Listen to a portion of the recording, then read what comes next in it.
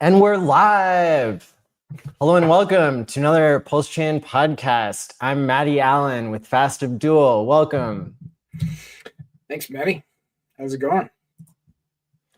Pretty good. Good enough for everybody to hit the like and subscribe button and share this out. We got a great show for you today. I can't believe it's Tuesday already. Indeed, I thought it was Monday. Things are really backwards. Well, yeah, I guess we're doing this show a little bit early because tomorrow's my birthday. Yay. Happy 21st to you. You can finally drink in public. Yeah, thanks. Cheers. So yeah, it's been a lot of Tuesdays. I don't know if this is really episode 666, but it feels like it. It could be. I feel like I've been on here at least 600 times. So what's the deal with the state of the world anyway? Like, have we blown up yet? I think that's fake news. I don't think we're going to blow up. So I'm pretty sure the last time I read the headlines, Iran launched missiles at a U.S. base, but they called them first to tell them they were launching missiles. The U.S. base was able to shoot down the missiles. So it was kind of like a gesture with missiles. Like a courtesy bombing or something. Yeah, courtesy missiles. So I'm not saying it's good, and obviously, lives have been lost, and this is terrible. But the markets don't seem to think it's that bad because Bitcoin's is still $105,000. So, and the stock market's open, and yeah, the financial world's not blowing up anyway. Yeah. If you want my real take on all this, I wouldn't be surprised if, Trump was trying to just manipulate the Fed with all this.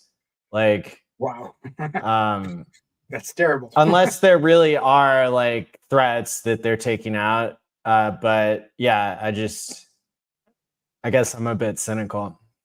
Iran has been trying to make nuclear weapons for 30 years, and it's been part of the news cycle for 30 years. But this is a little more extreme. As long as none of the other big guys get involved, like Pakistan, for example, I think it's probably more of the same, just a little flashier. Well, but yeah, that's a long way to go to reduce interest rates, isn't it? Did you watch the Fed, the Powell speech the other day? That was last week on was it Wednesday, I believe? I did not. Sometimes I'll catch the first 15 minutes, but they're usually not. I prefer to get the Cliff Notes. So please tell me. I mean, he basically, if you believe in reading between the lines, he basically went on there and said, yeah, I'm playing politics. Yeah, F the Republicans. Yeah, we're going to crash the economy so that the Democrats can do better next time.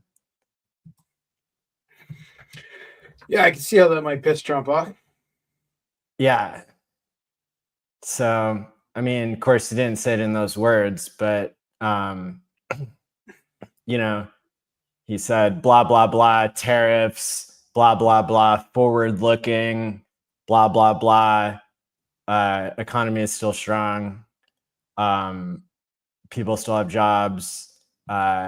He would not comment on immigration. But yeah, I mean, it's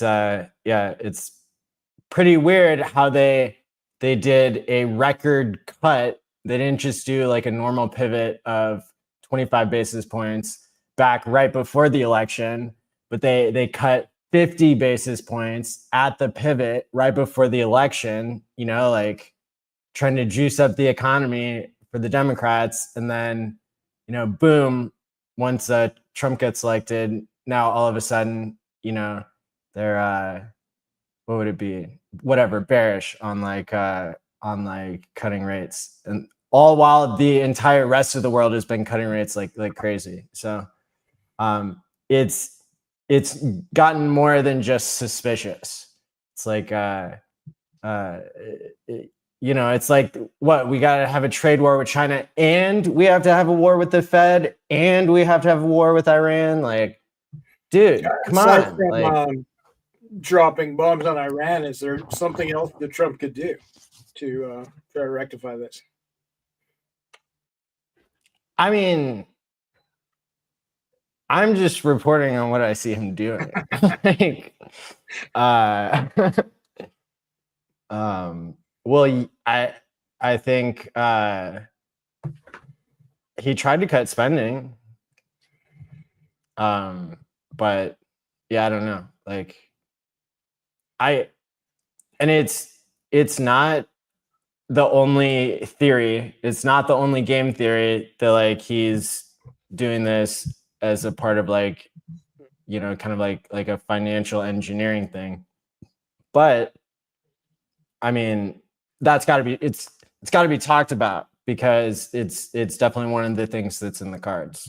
So yeah, if we're like doing honest reporting and everything and commentary, like, that needs to be said. Like, is Trump like doing a whole brinksmanship of World War III, like, to try to manipulate the Fed? Yeah, that's at least he's willing to go a long way if that's the case. I respect that conviction, I suppose. But yeah, I'm not sure that bringing about World War III would be a win for anybody. But if we can just dabble a bit, just a touch, Yeah. and that pumps our bags, I guess I'm down. Well, it might be just political theater, but you always worry that that it's going to go too far, and then I mean, there's for sure political theory. Like, oh, we lost Manny, but I think there's for sure some political theater there. Like, Trump posted. I'll just pull it up here.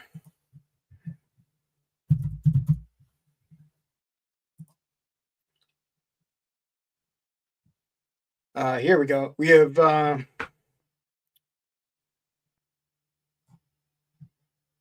maybe pulled that one down, but he basically posted that Iran had launched missiles, but they called to tell them about it first, right? Which resulted in them being able to shoot the missiles down, right? So I think it was very much for show on both parts. Like, nobody wanted to blow up an American military base. That would have been terrible, right? So like, Iran called first. They saved face. We launched missiles at the Americans, and but they didn't start like World War III. So I don't think anybody wants to start World War III. I'm hoping it'll be a blip on the screen.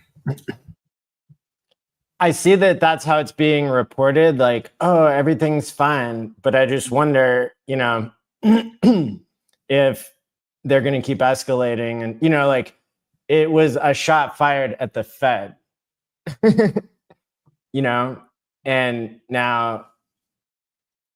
and I mean, yeah, maybe, it's killing two birds with one stone, but it gets risky, and it does matter for our bags, because until the Fed like does the right thing, it's and I guess even when they do pivot, normally there's a drop in the market as people rearrange their interest rate holdings and stuff. So yeah, that's right. There's always some sort of a dip.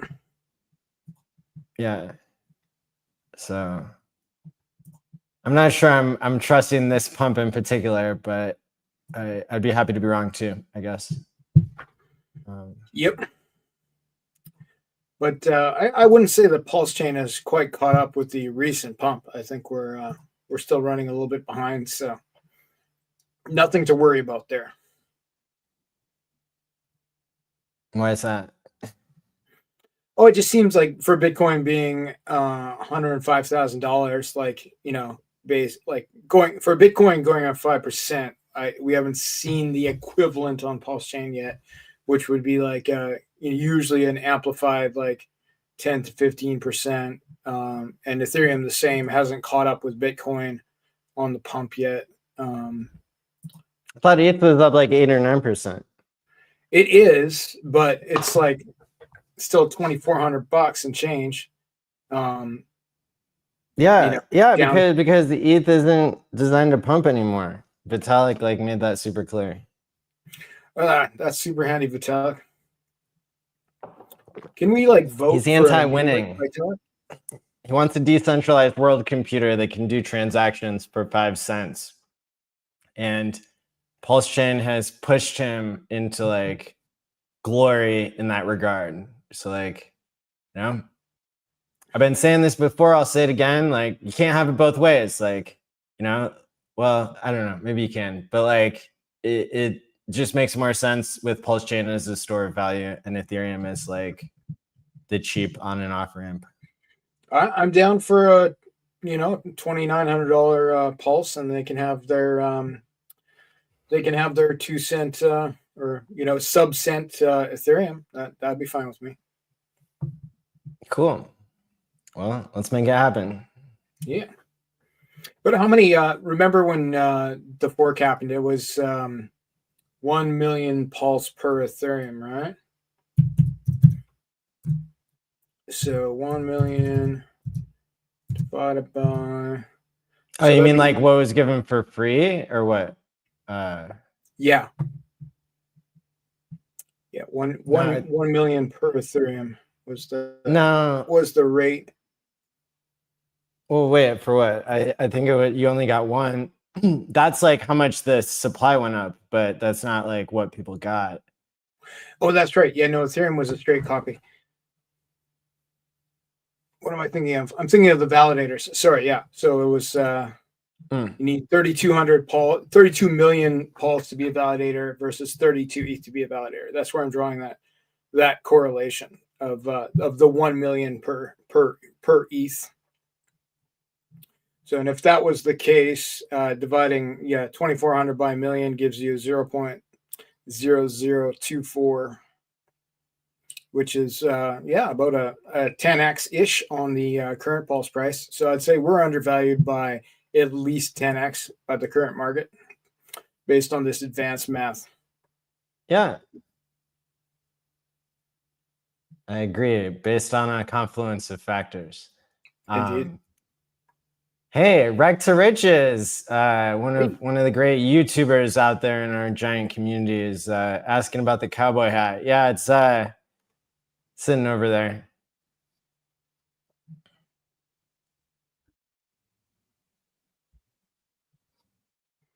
I can only wear one hat at a time. Good point.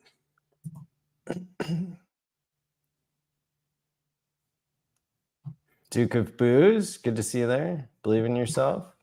Lucky number.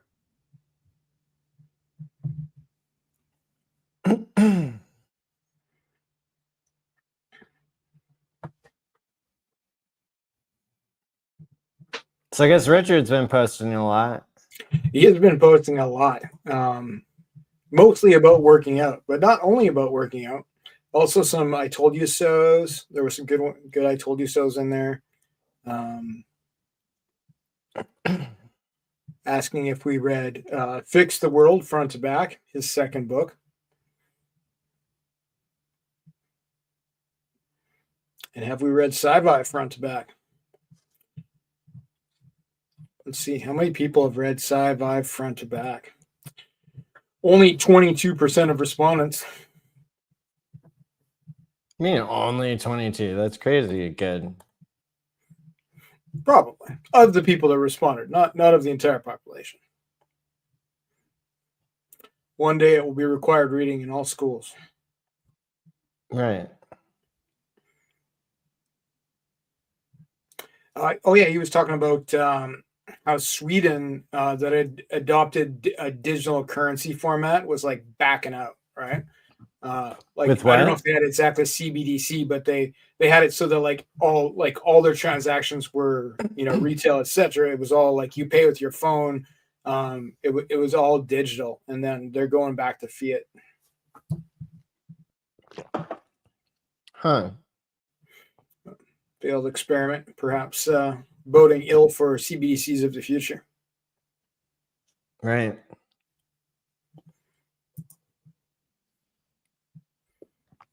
Well, did you hear about this airdrop? I saw him post about that. I did not do full due diligence yet. What can you tell me? Let me share my screen here. Please.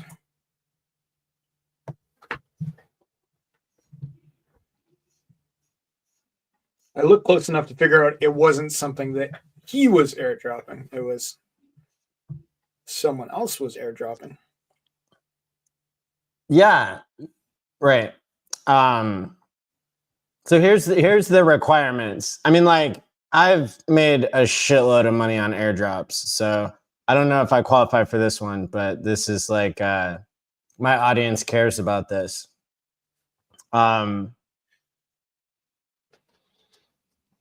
So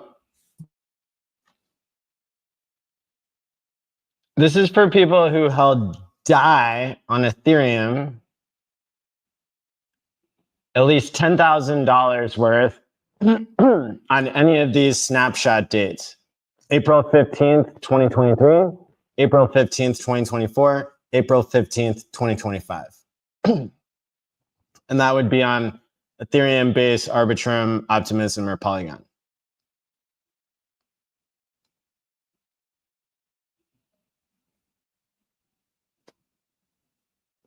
And then you get to claim SPK. And maybe you have to use the VPN. And you're all stupid for not knowing about it or whatever. And Richard wants the best for you. And he made DAI popular.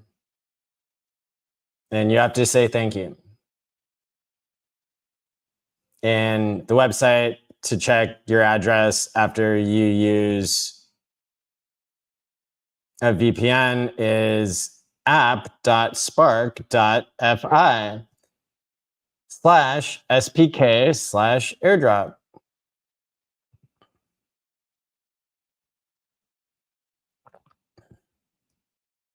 How cool is that?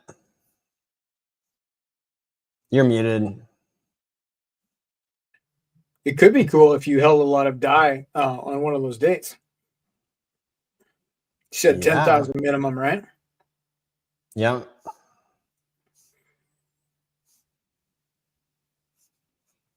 So, but I'm sure there will be multiple people that will be able to cash in because he posted that. How are those dates? Are those dates important to us in terms of timeline for PulseChain or anything like that? Is there a particular reason we would have been holding DAI at that time?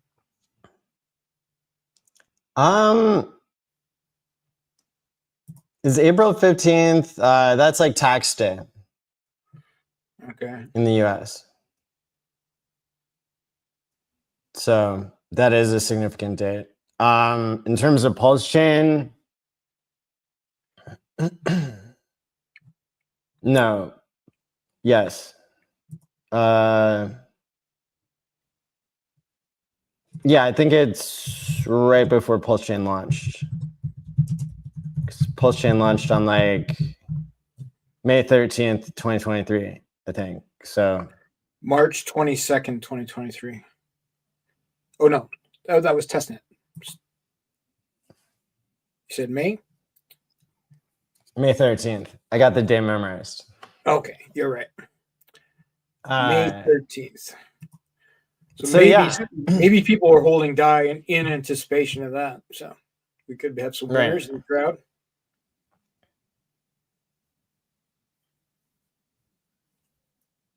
Yeah, so don't get scammed. Don't go to the wrong website. Don't get all your crypto drained. And yeah, say thank you to Richard. Indeed. And use a VPN. Always use a VPN. Never give away your seed phrase, private keys. Those are not required to claim anything ever. That's always a scam. Crypto Coffee got $300 worth of coins. Okay, well, Okay. I guess it's not worth that much. Well, it depends on how much Crypto Coffee had. If it's 300 per 10,000, right? How much would Richard be getting on that day if he was holding, whatever, $17 billion a day? Could be a bunch. Could be enough to pump PulseChain. Maybe. That'd be nice. It would be.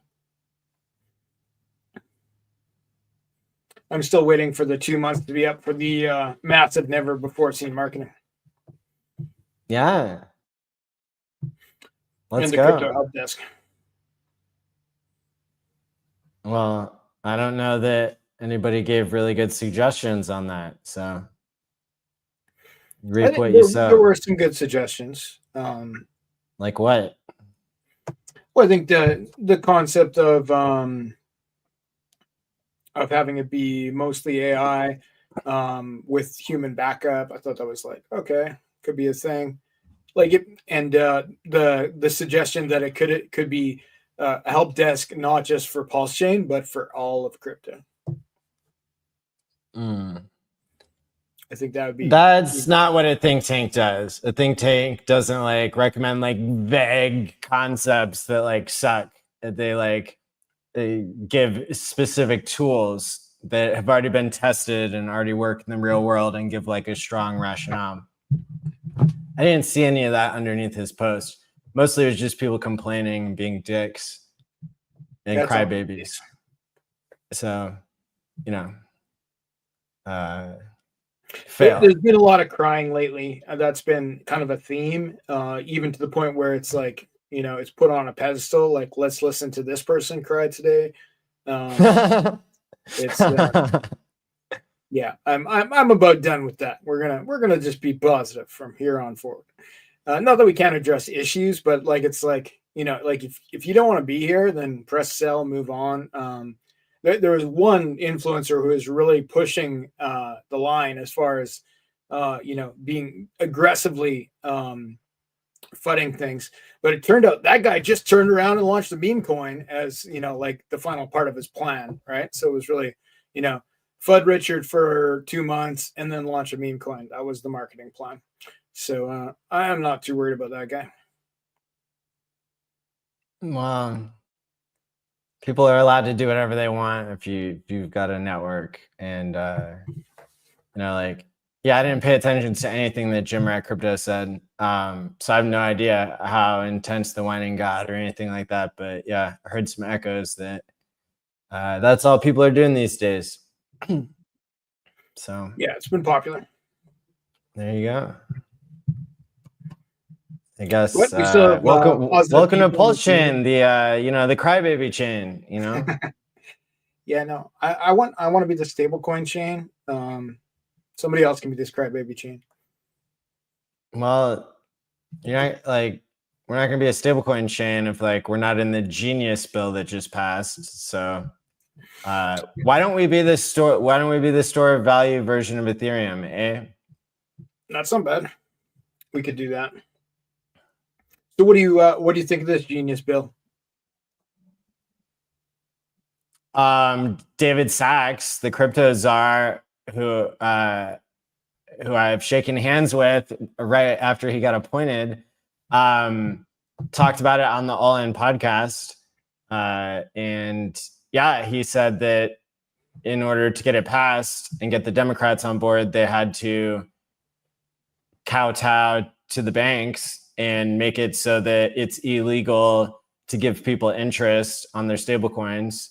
And so it's like a regulatory nightmare for crypto because it's not even real crypto. But I don't know. It's like to give people interest on their stable coins or to have yield bearing stable coins, because there's a big difference there. Like any interest isn't allowed to go to the people. Okay. I don't get the distinction you're making. There's some stable coins that are yield bearing where you just hold them in your wallet and you get yield, right? And the original draft of that bill was attacking that specifically. That stayed in. That stayed in. Okay. But I'll have to reread it to see about any interest in general. And then what do they call interest? Is like, what is yield interest? Is anything interest if you make money off it? Like, how do we quantify that? What if you're getting interest? It's like interest from like T-bills, like interest paid by the money printing weird banking system.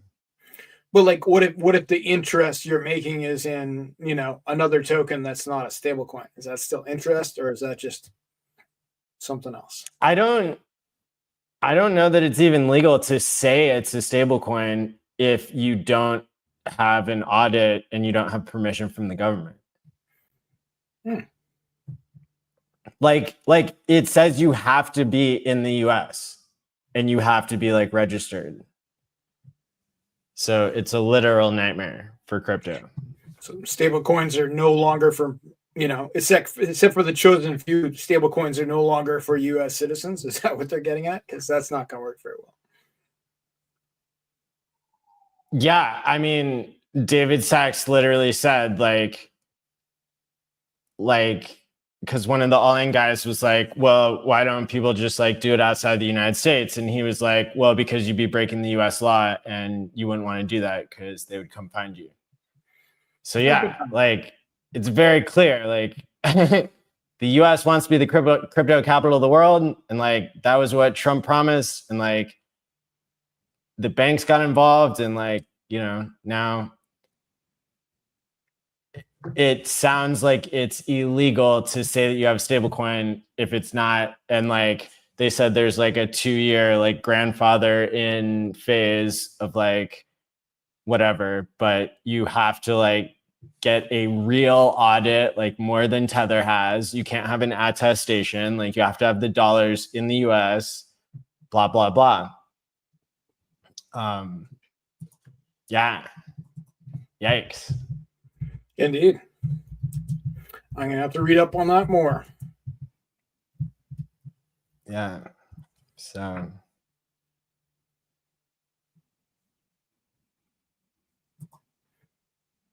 The Genius Act. Who came up with that name? It's probably an acronym for something. Yeah, any acronym with more than 4 letters is no good.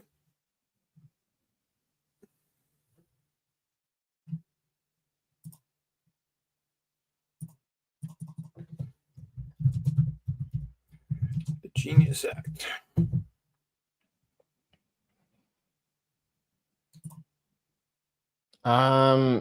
Richard did not say he's going to run a bunch of public ads. He said that there's never before marketing that is going to be done by you.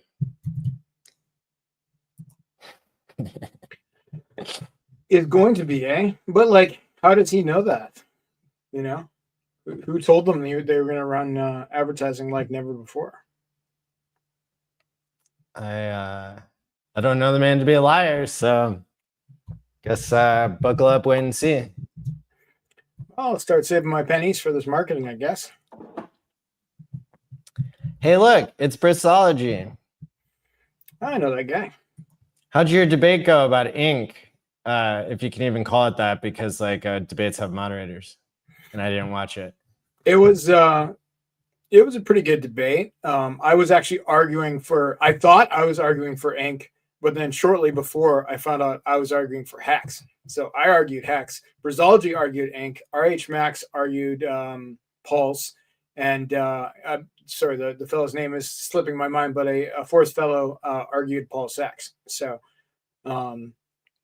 it was a spirited debate, but we were all. Who won, or did everybody get trophies? Further reinforcing that it wasn't a debate.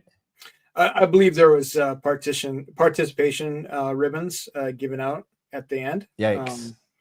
But it was. So nobody learned anything. It was just a circle jerk, or like any good stuff come out of it. Oh no, we were picking each other apart a little bit. Like What I was like, You know, why they're is all Hex better? bonded, right? Like nobody wins if like everybody just tears down the other coins that are linked together. Jesus. Hey, well, that was the job they gave me, So I was Wow. like it was soft attacks, relatively speaking. But we're mostly talking about the positives of our tokens. Everybody seemed to have a positive or multiple positives for their tokens. My big point with Hex was that Hex is the proven one. Everybody else is new. It's the only one that Okay. doesn't. It's not begging for liquidity. It just needs time. That was the moral of the story. It's not begging for liquidity. Not in the same way as the other tokens. You can stake your Hex. You need time, right? It has a built-in yield function. You don't need to bribe liquidity in the same way you do with other things. Obviously, liquidity is an issue for anything, but anyway, I'm glad you weren't there. You would have made it harder. Yeah, man. Well, wait. Yeah. So people were arguing the good side of things. I guess I Most of could have. I guess I could have like said why Texas coin's so good. But man, set up a somebody debate. needs to have a real debate where you like talk shit on Ethereum and say how good like one of the RH tickers is instead of beating up on the home team. Yeah, we were all kind of the home team, so yeah, we didn't beat each other up that bad. But I think there's been more aggressive debates in the past. Like RH Max did a debate with Tonto or Dipcatcher rather, and See, now I watched part of that because that's where you can actually learn something. Yeah. Yeah, that one was a little juicier, but we covered a lot of ground. But I don't know. I think I'd like to switch modes to positivity in the community. I think we need to, debates are fun. Hearing people cry is fun sometimes, but let's just make this thing work and pump our own bags. That's the plan.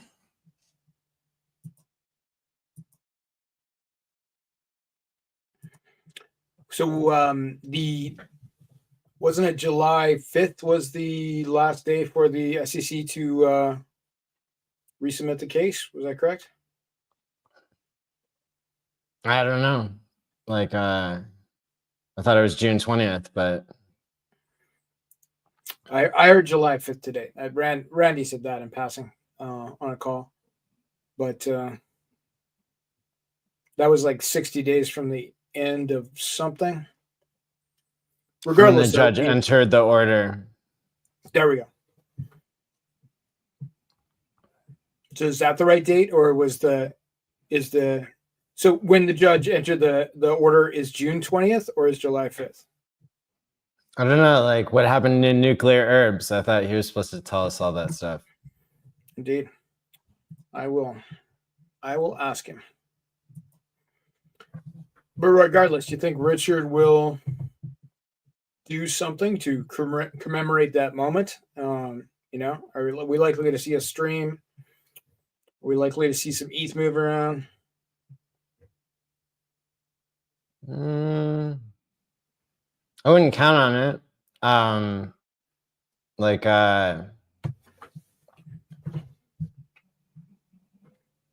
No, I think we're gonna see massive, never before seen marketing, and maybe a pretty epic PulseChain conference once people get out of the way on that. So, yeah, I don't know. I guess, yeah, it's up to us, and yeah, really the macro. Yeah, we need some macro cooperation here. Less wars, more cuts, that kind of thing.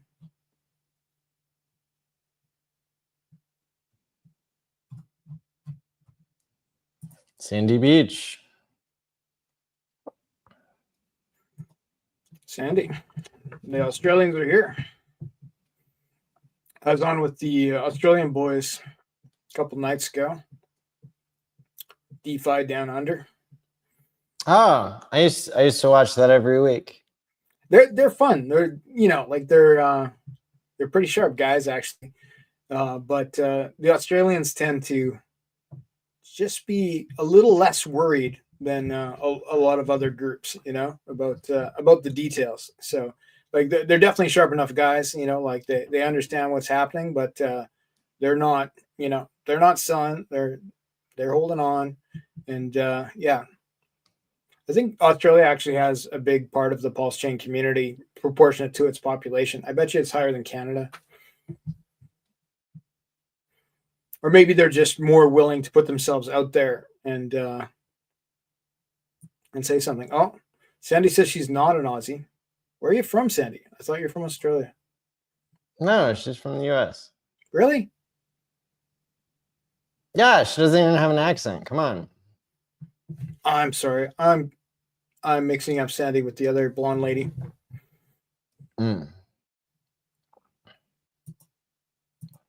Well, Sandy's great. She's a beacon of positivity, and in person, she's always brightening everybody up. She reminds me a lot of Tam Tam. Indeed.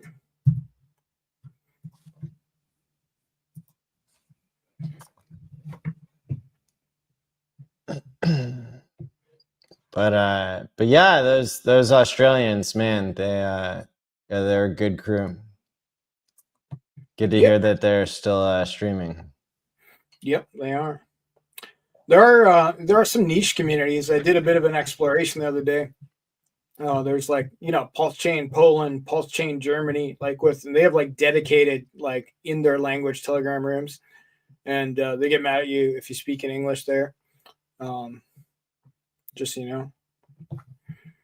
Okay, I'll stay out of it then, but good to hear, I guess.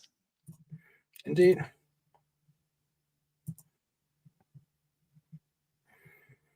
So what's the next big thing we're waiting for? What's something, the next thing we need to check off the list for crypto and or PulseChain?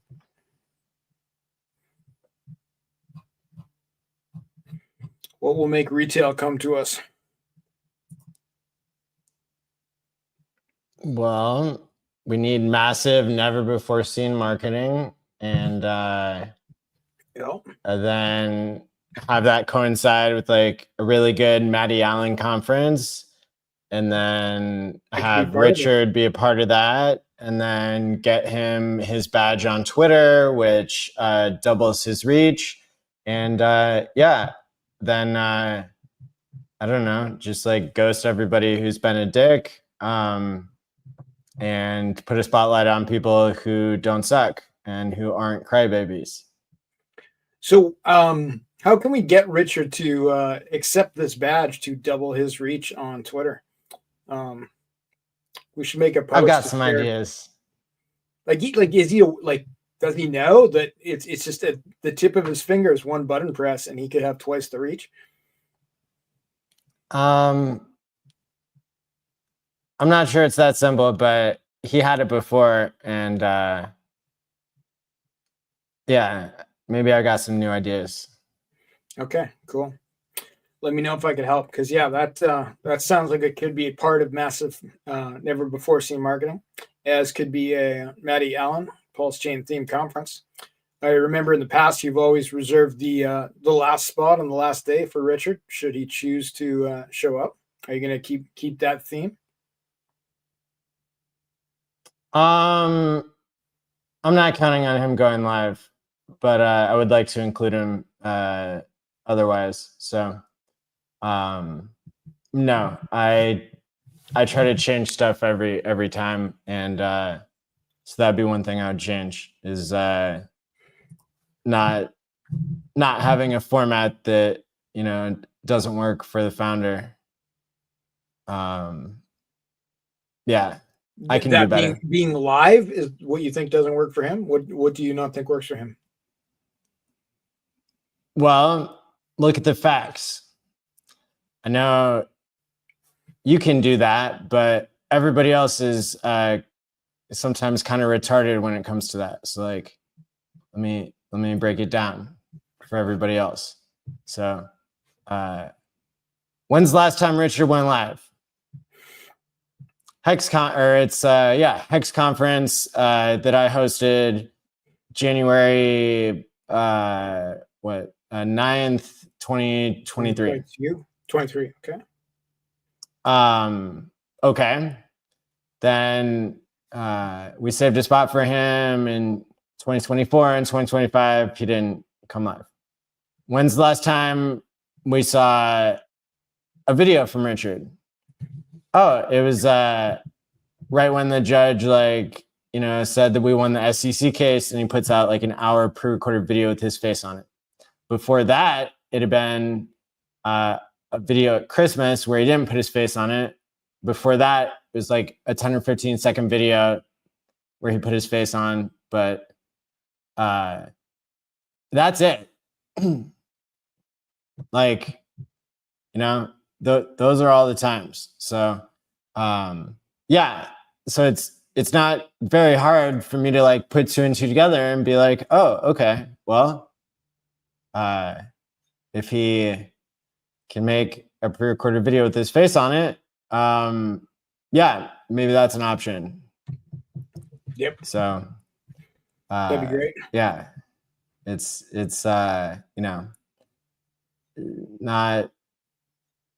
not knowing for sure, what the man's thinking, but also, not living in some fantasy land or something. It's just like looking at the facts. So that is like the best that I would hope for. That would, so that would, be some sort of like creative format where that's what I would be aiming for. Yeah, well, plugging in a exclusive 1 hour Richard Hart live video, or not live, but like pre-recorded video would that would make that a pretty happening event, even if it was pre-recorded. I'd prefer live, but I understand the reasons that's probably not unlikely to happen at this time. Good change though. Right. Yeah, but every time I try to plan a conference, somebody like fucks it up and gets in the way lately. So yeah, that's not helping at all. But yeah, I don't know. Maybe it's just maybe the timing hasn't been right. But yeah, I'm getting pretty fucking annoyed with people getting in the way. And so I guess we're gonna wait until that stops happening, and then we'll do it. I think September is going to be a big month. I think for financial stuff and crypto in general, like all the money guys take July and August off. I think they're gonna slow it down. It's gonna be some sideways action, not financial advice, and then it will stuff will start moving in September. I think that'd be an exciting time for a conference. Back to school, PulseChain conference with Matty Allen. Yeah. I mean, we're like way overdue because it should have been in May, and then it should have been in July. So we'll see. Fair enough. But yeah, I don't know. What else do we have to cover here? Well, as far as big stuff goes, I think there hasn't been any major changes on the PulseChain, but there has been. There's still people building. I know that for a fact. There's stuff I probably can't say, so I won't go into it. But I'm building stuff. Other teams are building stuff. We're going to see new things come out, new protocols that have, new forks from Ethereum, as well as brand new protocols from scratch that do cool and interesting things, things that will bring people to PulseChain. Nothing legal, of course, that would provide you with interest on stable coins, but cool regardless. Or if they are illegal and provide interest on stable coins, then I'm not the founder. It must be someone else. Right. Well, yeah. And supposedly you have time to come into compliance and move to New York City or whatever they say. Okay, so. I'll talk to my wife about that. Right. Should be fine. We went to New York once with the boys. And I've been there twice, but I took my whole family there, and we did the Eiffel. Sorry, not the Eiffel Tower. The Statue of Liberty. Also did the Eiffel Tower. Different city, different day. But yeah, we did the Statue of Liberty, and ate some New York pizza and stuff like that. I do remember that it was very expensive, like being in like downtown New York. It was sort of like $400 a night hotels kind of thing. So yeah, I'm not quite sure if that's in the budget until the bull market picks up a bit. Right. Well, these we better get ready to take off.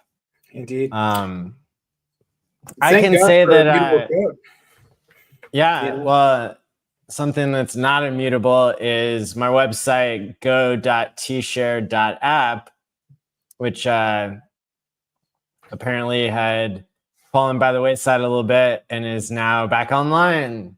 Woo-hoo. Yay! And the domain has been renewed for 5 years. So look at that. And then I don't know, what does the server cost? Like $1,000 a year? Wow, how generous for somebody to pay for that. So yeah, the one of the best staking and unstaking websites lives on. Of course, there's other alternatives out there like xscout.com and various other ones, but I like looking at go.tshare.app because it has cool progress bars and cool colors. Well, we should check that out. Go.tshare.app.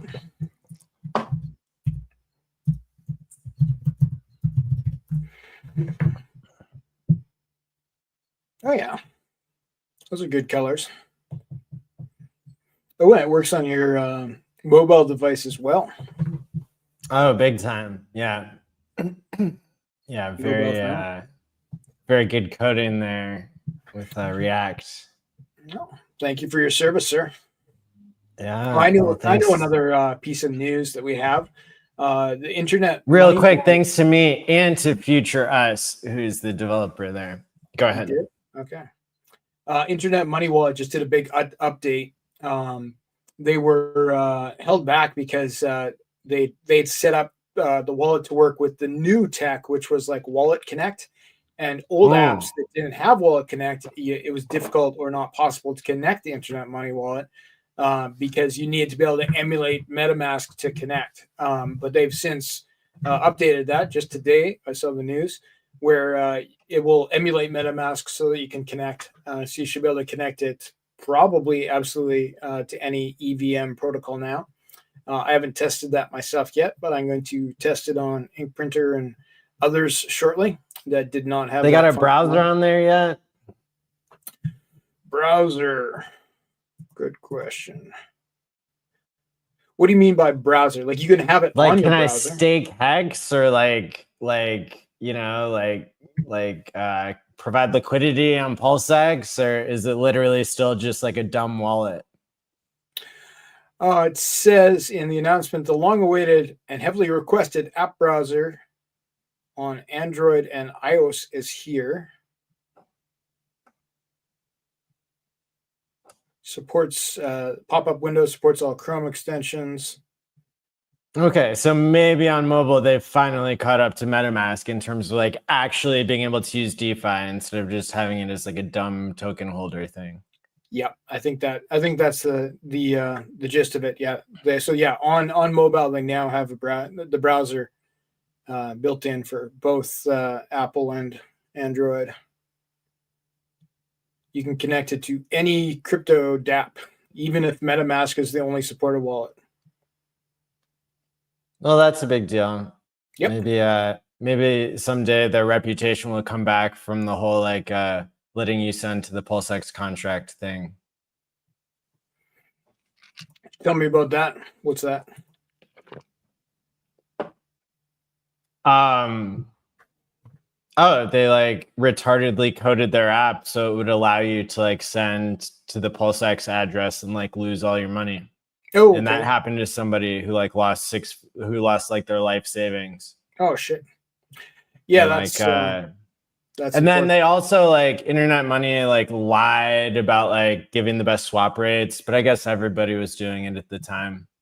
But best swap rates are very specific claim, right? Like they might like they for sure have the best swap rates on some things, and but it like nobody has the best swap rates on everything all the time. All right. I mean, like Pateus is like the only one that like communicates honestly and like in full detail, and like Internet Money just like doesn't communicate honestly or like technically or anything. You know, it's just like it's not very intellectually honest, is what I'm saying. Not everybody's capable of understanding the tech talk, so it just depends. The Pateus guys, like they tend to, they're pretty high tech guys, and they are pretty open about that. Like, there's no way to get a better rate than is what is offered just on one DEX. Like if you're on PulseX and the entire transaction is going through PulseX, then no other DEX aggregator can give you a better rate than PulseX, right? If that's where all the best deals are on the particular pair that you want to trade. So Internet Money does have within their wallet, they have connections to more DEXs than any other aggregator on the chain. Like things like copied weird DEXs like Shiba Swap and things like that. So if you're trying to create weird PRP copies, they might have access to some very specific ones. But Pulse CoinList made an aggregator that's like got everything. So I don't appreciate like intellectually dishonest claims. And so I think that that's something they could do better at. You know, like if you're like buying and burning hacks and like buying and burning other shit and like paying token holders, like, no, you're not giving people the best rate. Like, that doesn't even make any fucking sense. Like, yeah. it doesn't even have like theoretical coherence. Like it's I think retarded. The theory there is that they're taking a swap fee just like other other aggregators do, and they're using that swap fee to buy and burn their token. Well, yeah, I'm just talking about like stuff that was like pretty far in the past. So if they're doing better, that's great to hear. But yeah, well, I think we can. I just don't like the dishonesty. Sometimes, I think overall, I really don't have any details on. I mean, like, but they could be making claims like, like we onboarded this many people, or like we have the easiest way to get started with PulseChain, or like all these other things. But instead, yeah, like in the past, their marketing has like lied about, giving the best rates and stuff. Like that's not, like it's not like that's the most retarded thing you can do in crypto is to lie about something that's like super transparent. Like that's literally just like asking to like get arrested for fraud. Versus like, oh, like you're on the blockchain, like why don't you just tell the truth? That shit like gets under my skin. Like I've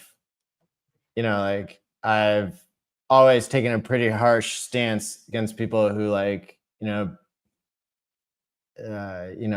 bend the truth or like lie about stuff. Like, I've always chosen like co-hosts such as you and Crispy, who are like, super honest and true. So To our own detriment sometimes. That's the trouble with that. It would be a lot easier to let. I'll tell you that. Well, but I'd have a lot more it's money. not a long-term strategy, No. especially in crypto. So Yeah, I yeah, agree. there's Yeah, especially if you're building and it's, you're not just doing it one time. Like, yeah, you have to. You can still make mistakes, but like you have to tell people what happened. right. And, Yeah, and like mistakes. Code is hard. Being a founder is hard. Like, yeah, people will make mistakes, and if Internet Money made a mistake, for the amount of work they do in the community, I would overlook things. yeah, yeah. Yeah, like Steph from Staker app. He screwed up. Like code is hard, game theory is hard. True. There's lots of examples. Why is Brito trending on Twitter? That's the guy that was oh, okay, it's a different Brito than the guy who was in the highest of stakes briefly. Burrito is trending on Twitter.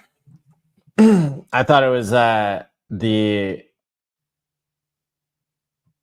artist that like gave Richard a portrait in the highest of stakes, but it's even though it's spelled the same way, it's a different person. Have you heard anything about the highest of stakes too?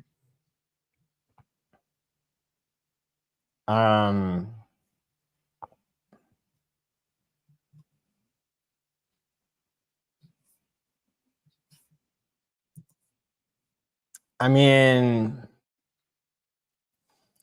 I haven't heard a lot of good that's my favorite movie. I've seen it 14 times. But yeah, I haven't heard like a lot of really good things about the production crew in terms of like how they handled things. So I would love to see a second movie, but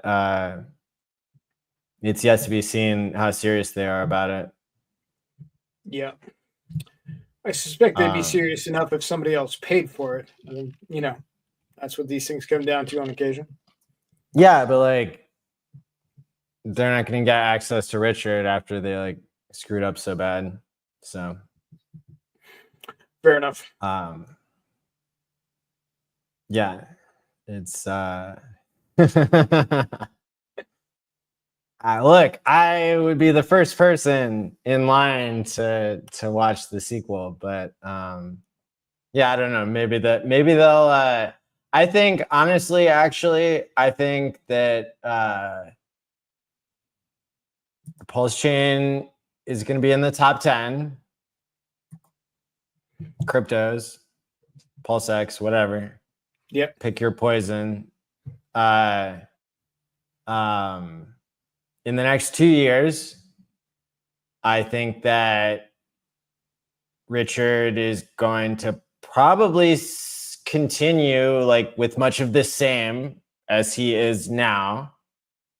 In the past year, we got like an hour-long video without his face on Christmas. We got an hour-long video with his face, like on the SEC win. And like, maybe we'll get an hour-long video with his face, like for a PulseChain conference, if like people get the fuck out of my way. And if I get really lucky. But that might be all we get, like each year. In terms of like him being active on Twitter every day and like, like promoting his books and educating people and reminding people how dumb they are, that kind of stuff. But I could see a highest of stakes 2 that maybe focuses on a new aspect of the community. Because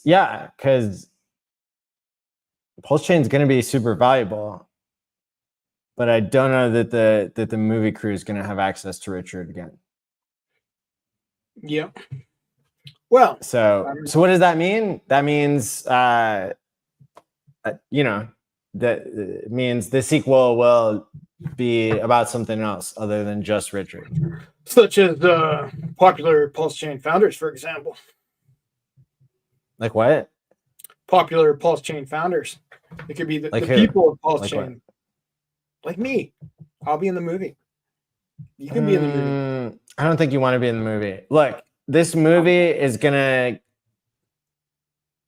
I mean, yeah, the odds are like it'll be at the top.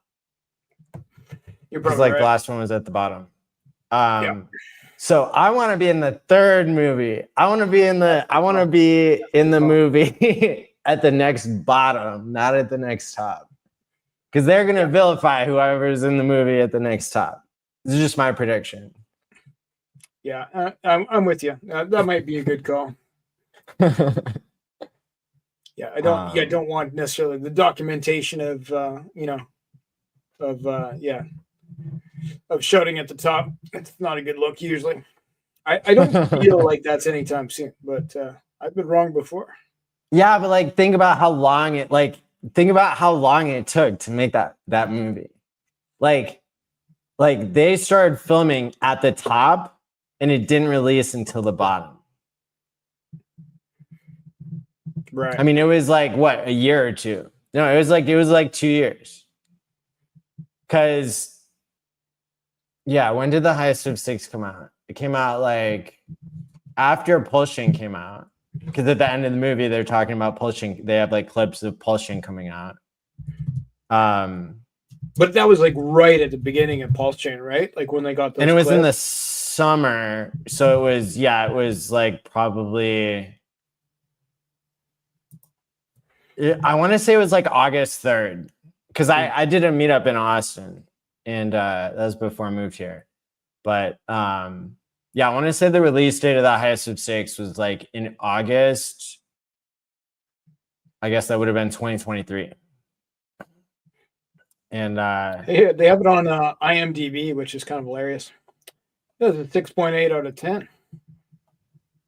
Well, all cult classics have bad reviews until they're appreciated in their heyday, in their time. So I've always predicted like that movie hits way different if like, Mikey gets $10 million out versus like he loses the second home money that he didn't need. There was like and that's the other thing, is like they misportrayed so much stuff in that movie. It's a stretch to call it a documentary.